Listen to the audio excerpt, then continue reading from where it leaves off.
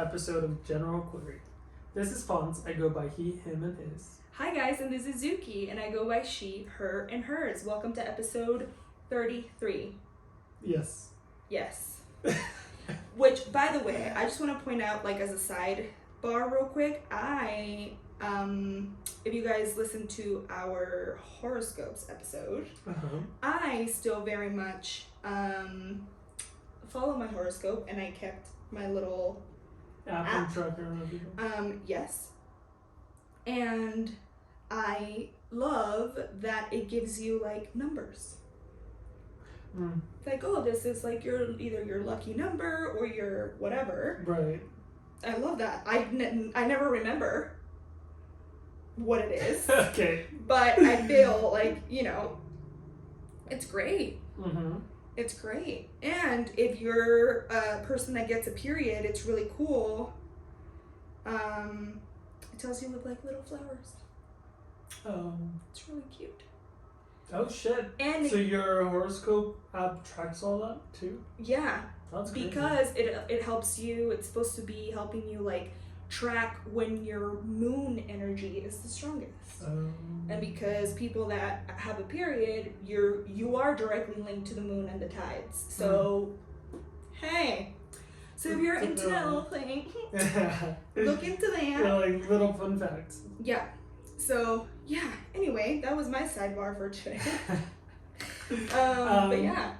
So episode 2 on YouTube. I know, guys. Yeah. First off, I want to apologize for the first episode. Guys, once again, learning experience. Yeah. It'll take us a minute. And it's like we told you, like, it's gonna be different because if you listened to the episode, just listen to it on Spotify or anywhere, you know it's gonna be much shorter, or you notice maybe that it was much shorter than the video one. Yeah. Because there's a lot of less cutting. Yeah.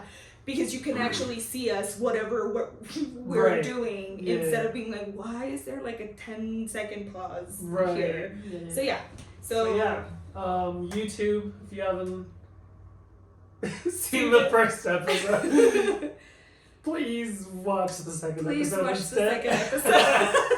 It's gonna be a little bit better. Right. Yeah, I think it's less awkward this time around, like just having the camera in front of us. So that's kind of cool. Yeah, we'll get used to it too. And then obviously Instagram, TikTok.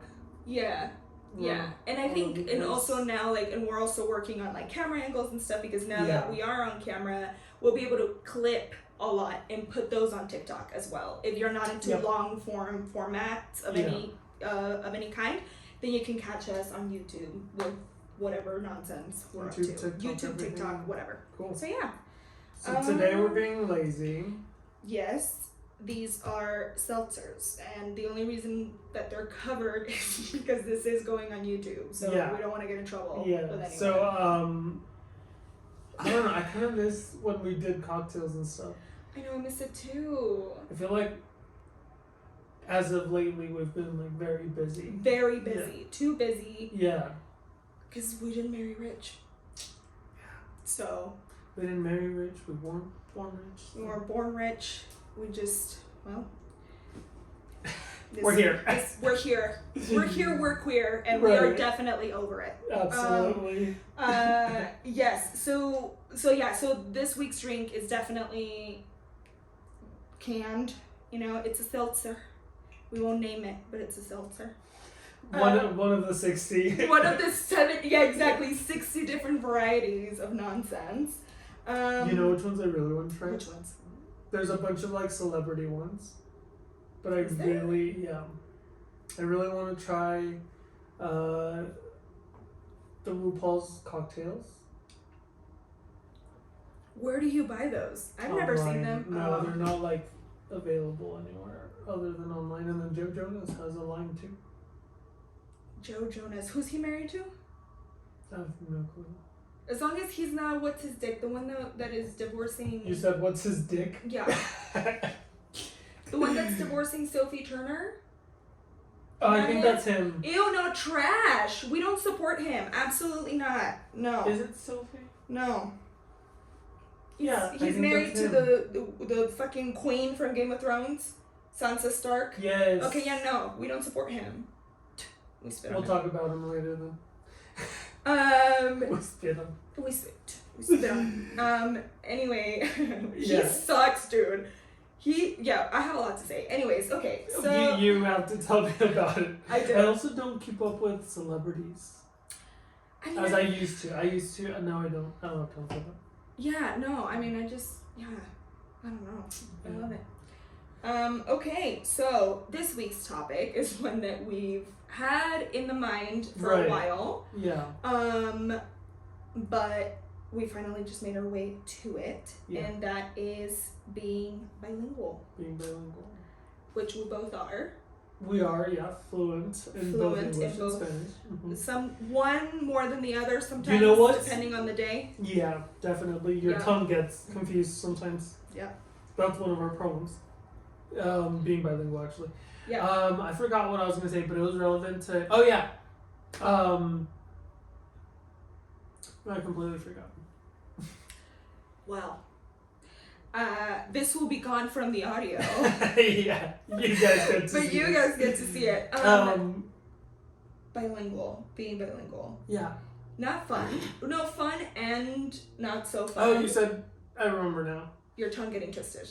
No. What? You said we're both fluent in English and Spanish. Yeah. And then I was going to say, actually, you guys have been asking for a Spanish episode. Have they? Oh, They guys, have. why do you... A few people have.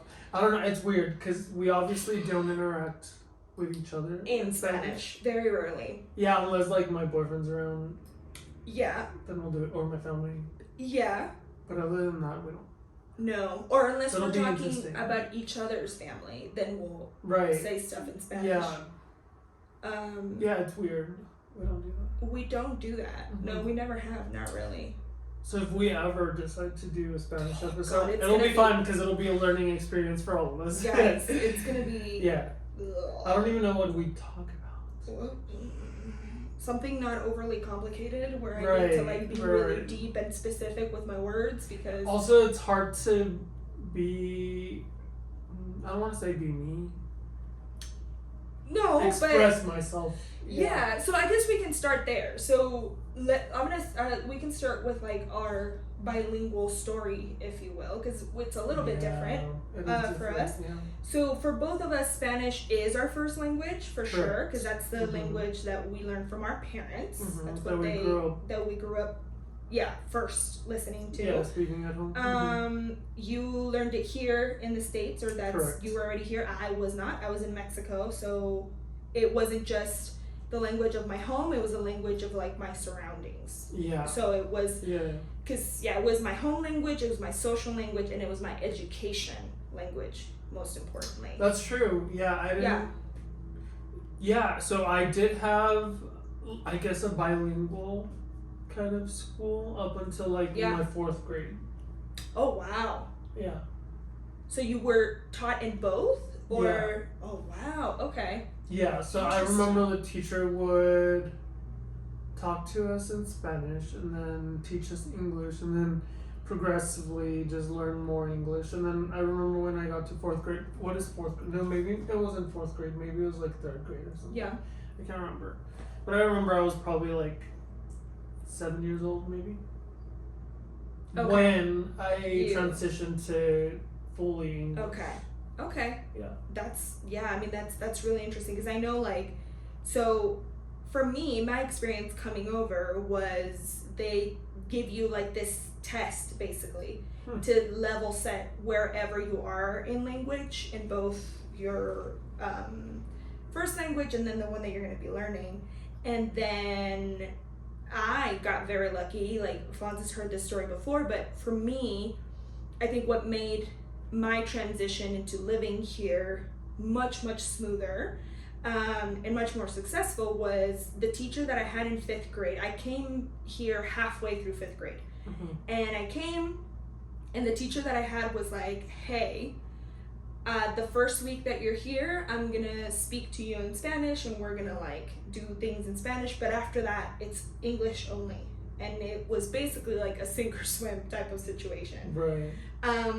And there's actually a word for it I found out and doing my research. It's called immersion language learning, meaning you literally are thrown into the deep end of the pool when it comes to language, and all you have to do is hear it. You don't have a choice. So your brain is almost forced into associating what it knows to this new sound.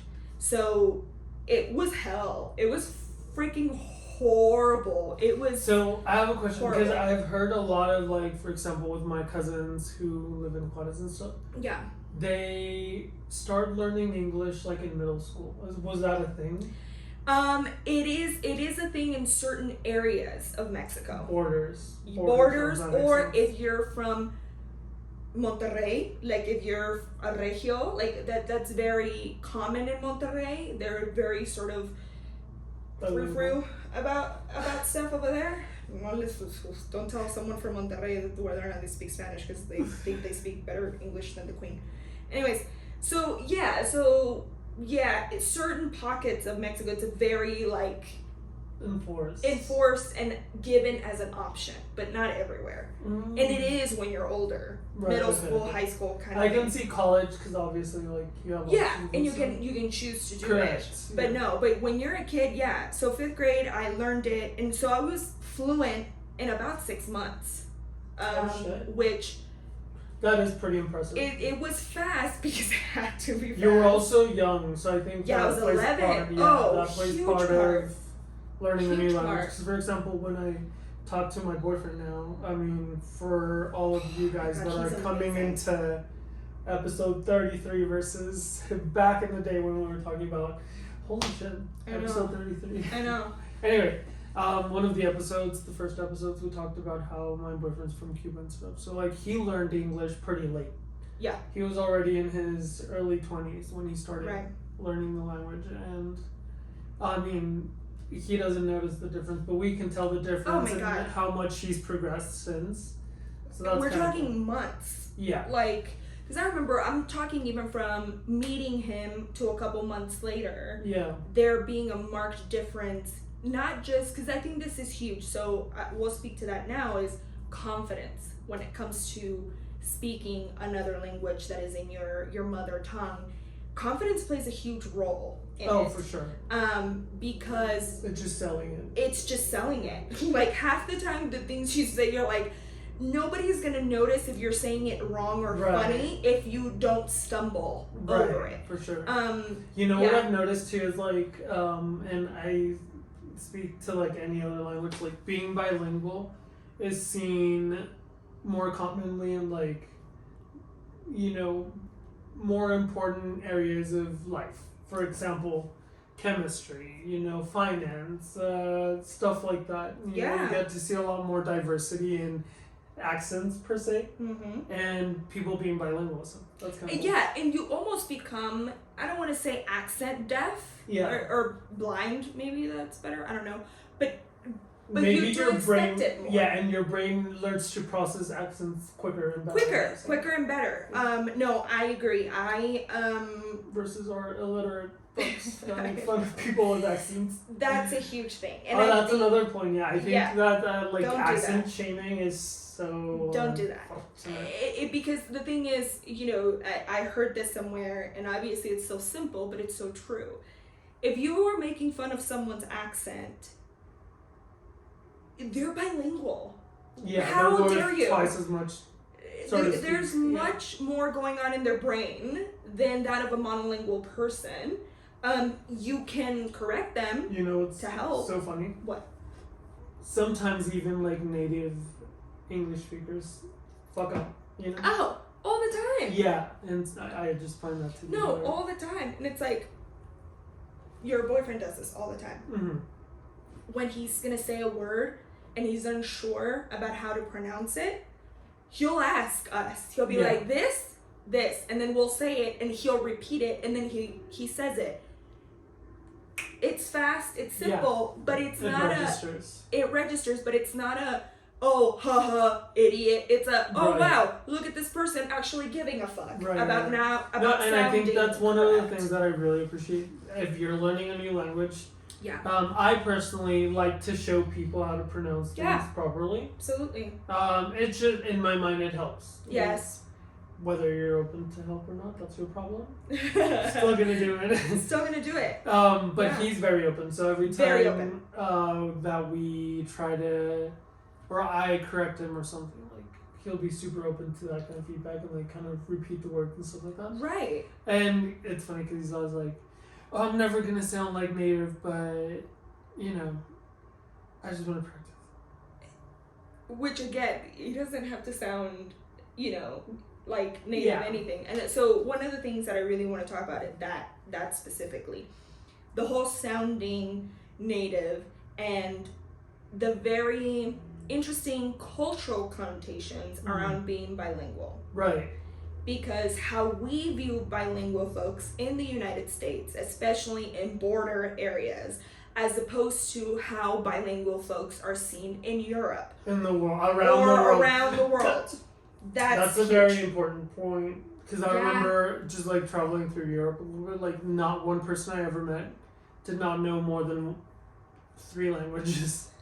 Right. Yeah.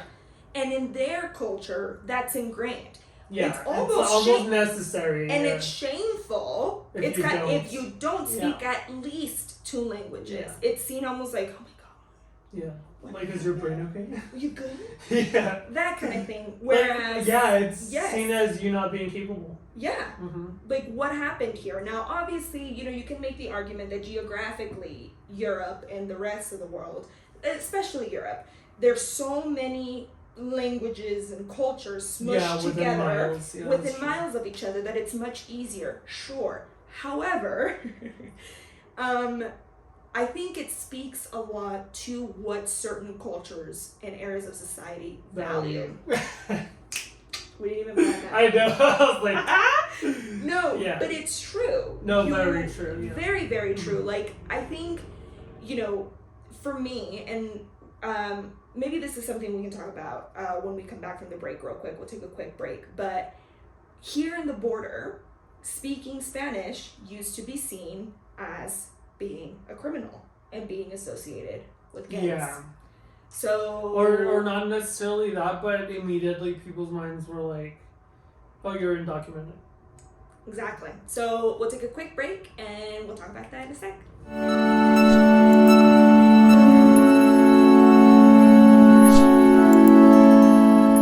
Alright guys, so we are back. And obviously, like we said before the break, we're going to talk about like the cultural attitudes towards being bilingual. But really quick, I want to give you guys some stats. Because we said that, you know, in the US, it's not really a really common thing. So, according to the Census Bureau of 2022, 21.6% of people in the US speak a language other than English at home. That's 1 in every 5 adults. That is not gonna lie, that's larger than I expected. It's larger than I expected, but I guarantee you. Also, 21% sounds a little low. Yeah.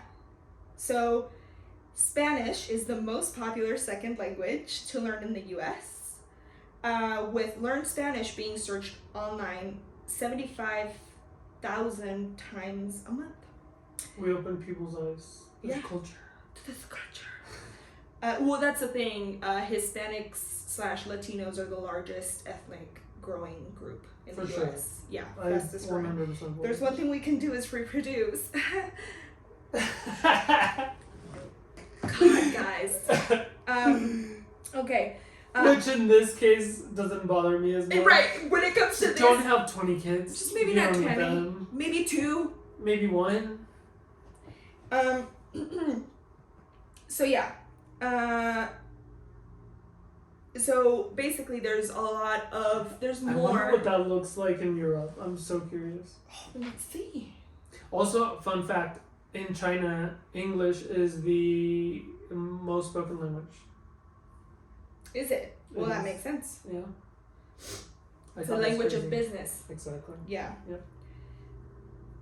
Oh, wow. Are you guys ready for this? So we said 21.6% of the U.S. speaks more than one language, right? About 65% of the continent's population can speak at least one language other than their native tongue. That's mind-blowing. That's an insane Just amount of people. You like, know, balance, like... country? Yeah. Continent. Yeah. Yeah. Yeah. How many... I mean, that's insane. That's nuts. Which is, again... I wonder, in relation to numbers, you know how it was like 1 in 5? I'm sure it has to be like, you know... Yeah. 3 in 5. Right. Of that, it says, of that 65%, 25% are trilingual. Okay, that I believe you for sure. Right. Which is weird. Okay, so 25% in Europe are trilingual, 21% in the US are bilingual. So, yeah, so it's clearly a cultural thing. But, so, yeah, so... With that, we were talking about, like, the shame of being bilingual. And being in a border town. I think a lot of... And if you guys are in El Paso or maybe, like, any other border towns, like... McAllen, yeah. Palomas, something. I There's don't know. The others. I think a lot of people experience that and go through that. So I remember when I was working for a previous company and I did travel a bit with them. They, I met a few people from somewhere over by Houston or Corpus Christi. Okay. I can't remember what it's called, but anyway. And same thing, like, they would talk about how, you know, they would see people literally walking over because they didn't have the gate or the wall like we do in El Paso. But they would see people walking, you know, by their house or whatever. And there was a lot of shame in speaking Spanish. And the person I was talking to was actually very open. Well, she, first of all, her main language was Spanish. And she was very vocal about how, like, you know, it was seen as less than when you spoke Spanish. But then again, literally everyone in that town was speaking Spanish. Right. Yeah.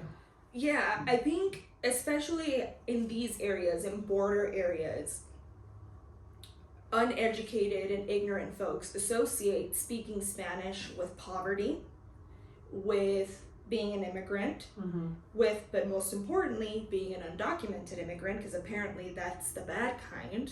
Right.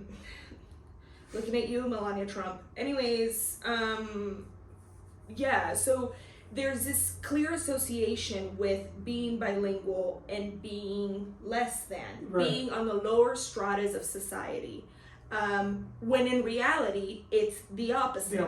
Right?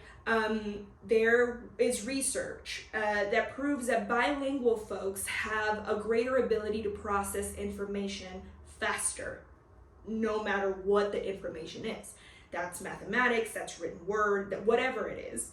Because our brains are used to processing the world in 2 languages all the time. Yep. For me, one of the things that I knew that I had sort of become fluent in English was when I no longer had to translate my thoughts from Spanish to English. I started to think in English. Yeah. For me, it was weird. I had a period in life. So obviously, growing up, it was all Spanish, right?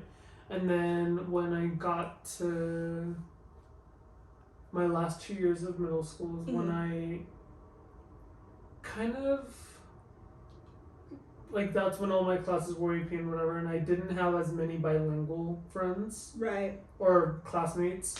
And so I started forgetting a bit of, like, how to speak Spanish, which is very common. It's weird. Because also I wouldn't see my mom a lot. It'd be one of those scenarios where, like, I would just get dropped off at school and then she's at work and then you're missing each other. Right, exactly. And that went all through high school and stuff. So I had to reteach myself how to speak Spanish. Oh, I completely relate to that. I think, and to be honest, for me, I was speaking to my niece about this not too long ago. It's a source of shame for me, to be quite frank with you. I am a voracious reader. It's my favorite thing to do. But I only read in English. Yeah. And if I were to read in Spanish, I know I would struggle. Yeah. And I find that is something that to me is a huge area of needed improvement in my life because there's no excuse. Yeah. Like, I should have been taking care of that side of things myself, but I just didn't. And I think to me, there is also, again, we'll go back to it real quick, that cultural weight of you have to speak really good English, because God forbid anybody says that you sound Mexican or you sound whatever, insert, Latin country here, although as we know, most xenophobes think that everyone that speaks Spanish is from Mexico, not the entire continent of Central and South America. Right. Central and South America. That's the name of the continent. But I don't, I worked so hard to sound like a native that in that process, I lost a lot of my culture. Yeah, one of my favorite stories that you've ever told me is when I think I think you were younger and your dad told you you're gonna learn the language better than the people that speak it. Yes. Yeah. That was key. That resonated with me. I was like, very smart advice. Yeah, for my family, us coming here, especially me being the youngest, my role was to come here and make my family proud. So for that, I had to sound more American than the Americans, and I had to sound perfect. Obviously, I slip from all the time. We all do. I think that's what I was saying. Like everyone's. If I speak fast enough, I say share instead of chair. Oh, okay. I thought you were talking about the artist. We never know. Right. But so I think for me, when it comes to hearing accents of any other folks, because obviously we know what folks from India sound like, and that's an accent that gets made fun of a lot. Right. We hear what people from the Middle East sound like and all that stuff. You know what's weird? For the most part, I think, and it's very disgusting, the people that do get, I guess, more accent shame, so to speak, are brown people. Brown people. Yeah.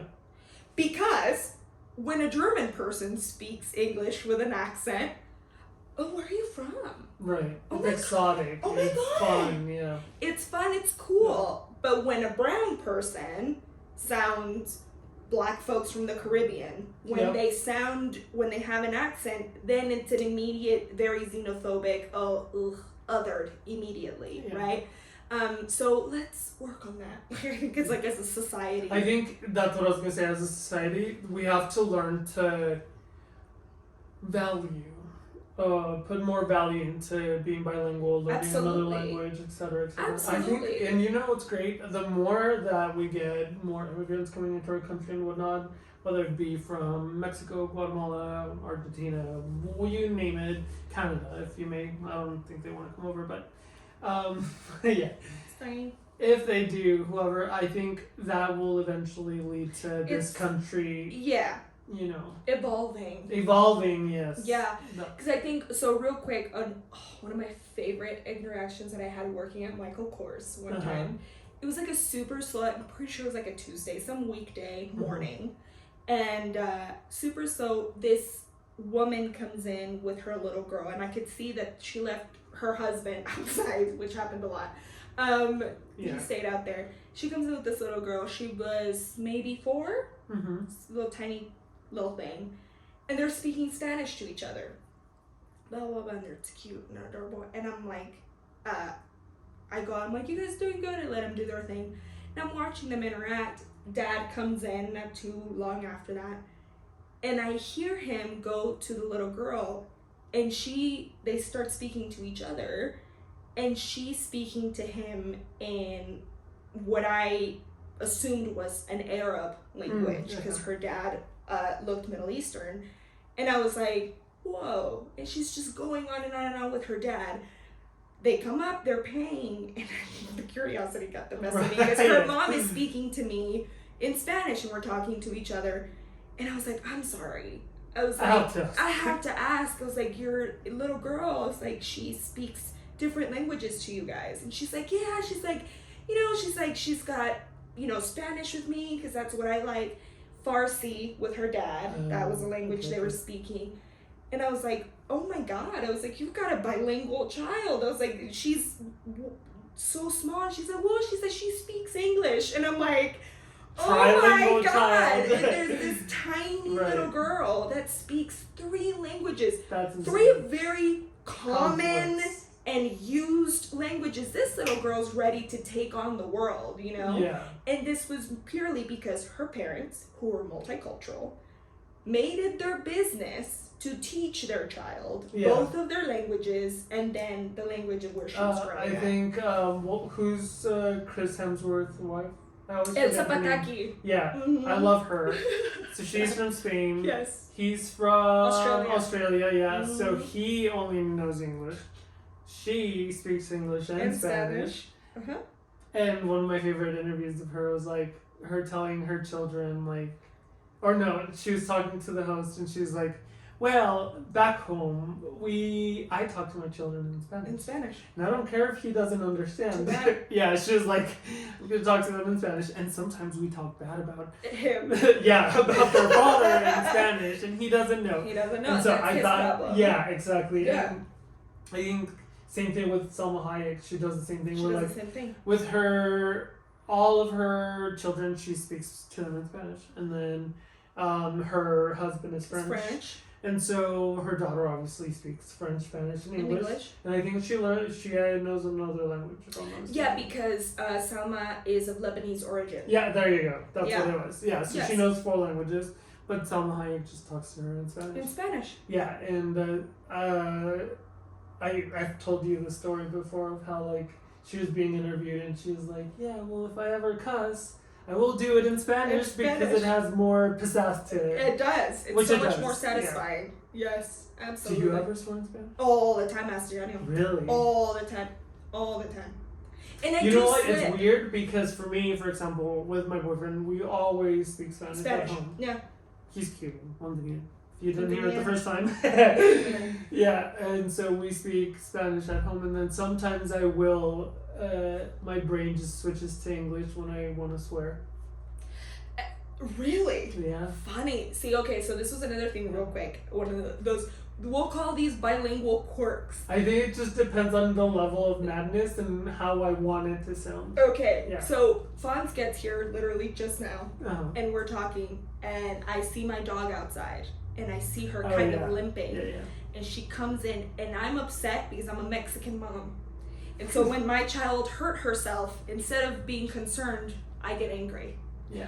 Naturally. We've all been there. If you are a Latino kid, you know your mom's gonna hate you if you hurt yourself, and then she's gonna help you. Right. Anyways, so my dog comes in, and I'm like, in Spanish to her, because I'm mad. She's like, oh, this bitch. She gets annoyed or whatever. I do that automatically. It's not even something that I think about. If I'm counting, y'all. If I'm counting, you count in Spanish? I count in Spanish. Really? Always. So my boyfriend asked me that once, and I was like, I count in English. No. The months? Spanish? I don't go January. I'm like enero, febrero, marzo, abril. Really? Immediately. Days of the week. Sometimes. See, I think that's where my brain flat. Oh, fun fact. So I never studied Spanish. Never. You just learned it at home. Right. Yeah. And then reading, I honestly don't know how I learned how to read. Because I never took Spanish specifically. classes. Yeah. I guess I learned it through my mom. So that's why my brain works the way it does. Because I learned everything in English. So counting, the alphabet. That's another one. I don't do it in English. Right. No. The days of the week, the months. Everything. It's just everything. In Spanish. And in English, so. Yeah, and it's really funny. Yeah. Daniel, all the time, he's like, he's like, it's so funny. He's like, you don't even realize that you're doing it. He's like, but I've seen you do it. He's like, you'll be quietly counting something. He's like, and you're doing it in Spanish. Yeah. And I don't even think about it. Or, this is my favorite one. Again, my dog, little baby. If she's misbehaving, and I'm like, girl, stop it. Stop it. And she doesn't listen, I'll switch to Spanish, and she'll do it. Yeah. It does sound more aggressive. So again, it's this is completely, not off topic, but it's weird how, TMI, porn in Spanish sounds way sexier. No, can I tell you? Okay, I'm going to write this down. Way sexier in Spanish than English. I hate it.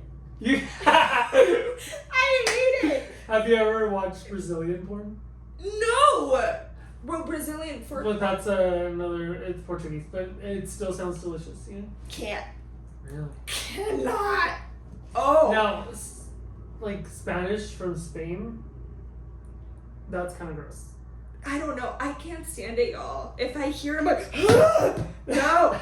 I'd rather hear fuck. Yeah, nothing. Yeah. I will lose my boner so fast. Can you say boner in YouTube? Well, I guess we'll find out. No, you did. Yeah, no. No, I prefer Spanish for sure. Okay, well, no, not me. It's the little white man living inside of me finding it exotic. Where are you from? You're so exotic. Yeah, and it makes sense. I mean, that's the thing though too. It makes sense. Like you and your partner are bilingual. Me and my partner are not. That's true. But also, like, once again, TMI, when I'm having intercourse, I verbally say things in English.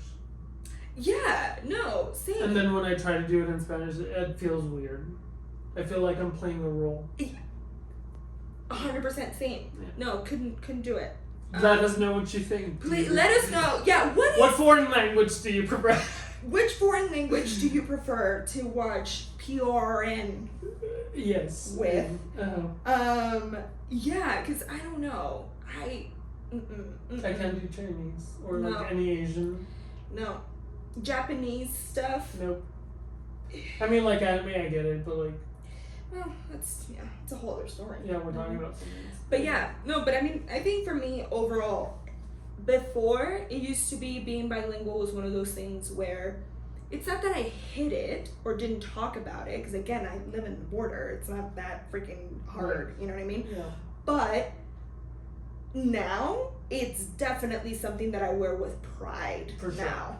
For sure. Like it's definitely. I think after living in New York, I really came into terms with like, I am the reflection of my culture. That's right. And so if I'm not proud of it, then who will? And so who will? We'll do it. In New York exactly is when I learned to express that side of me. And you know what? I'm gonna post this on TikTok or something, but I saw this interview with Becky G, which I just found out she sings or something. Yeah. I really didn't know who she was. Oh my god! But I thought what she said was brilliant. Okay, let's hear it. Because and it makes sense. It totally makes sense, especially like I was born here, right? Right. And so, growing up, yeah, my culture was all Mexican. Like Spanish was, the norm. And so moving to New York, it was kind of like everyone thought I was from everywhere else but Mexico. Yeah. Which, brings me to her video. Like, I wasn't born in Mexico, but I still feel very out and proud about, like, my Mexican heritage. And so, that's what resonated with me. She was like, yeah, I was born in LA, but I had family in Mexico, and so, like, we would always go on weekends or whatever, and, it always felt like I wasn't from here nor there. And she and I phrase said, ni de aquí ni de allá. Because that's something very common now. We say it's all like, I'm not from here, not from there. But so she was like, where do I belong? And then she did mention that part specifically. Like, I came to terms with the fact that I am who I am, and I can be from both worlds and just, own it. I love that. Yeah, so I thought that interview was pretty cool. I think I saved it. I wanted to send it to you. And I forgot. But now it's completely irrelevant to the episode. No, okay, so beautiful. I'm glad you brought this up. Yeah, so there is this artist. Her name is Snow the Product. She's Mexican. She's does like hip hop mostly. And she actually has a song called Bilingual. And there's a line in there, she says, ni de aquí, ni de allá, but she's also a bisexual woman. Oh, that's a whole other story. But it's so funny. I'll send it to you so you can clip it and show them because it's really, really good. She's like, ni de aquí, ni de allá, ¿te gustan los dos? Mucha crema en tus tacos y se te quema el arroz, right? So she uses a lot of like euphemisms in Spanish for being gay. Right. But she's also talking about her culture, right? in both of those instances, how both sexually and culturally she doesn't fit in one box. And it's lovely. So let's highlight some artists that are like us in between worlds. And I think if you are, I think this is something a lot of people struggle with. Because at work I have this one person who I work with, and they are very, now they show themselves to be very proud of being bilingual, of being multicultural and stuff. And so every time we have conversations, that person's always like, oh yeah, like, you know, I have cousins in Miami or something, and they just kind of adopt their own little culture, like Puerto Ricans and Cubans and stuff. And he was like, oh, but I always remind him where they come from, and I'm like, oh, that's great. So it's lovely. But on the opposite end, there's still that weird stigma of being bilingual in that tiny little town I work in. And so, I don't know, it's just...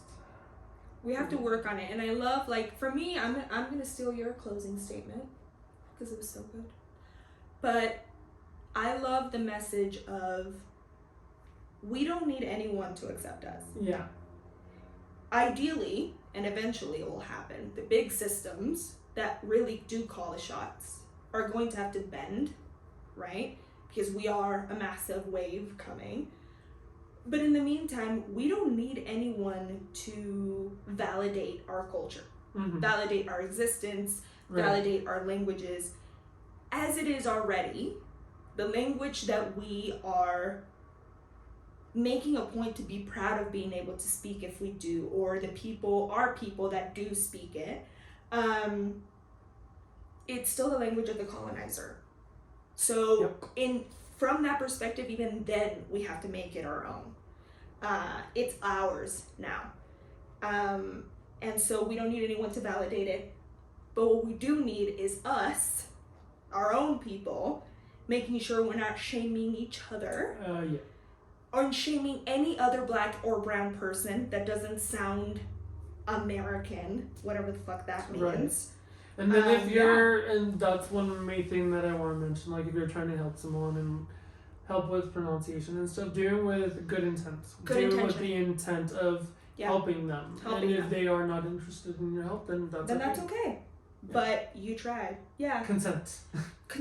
There's an episode about that. But yeah, so that to me is, for me, like the takeaway when it comes to being bilingual. Yeah, and for my closing statement, I just want to, and it's weird because I said this also in our Pride episode, but also, like, just wear your flag out and proud. Out and proud. And even if that means that is a split flag between multiple countries or whatever. Well, how cool. Then if that's the case, then we definitely want to talk to you. Exactly. That sounds awesome. Yep.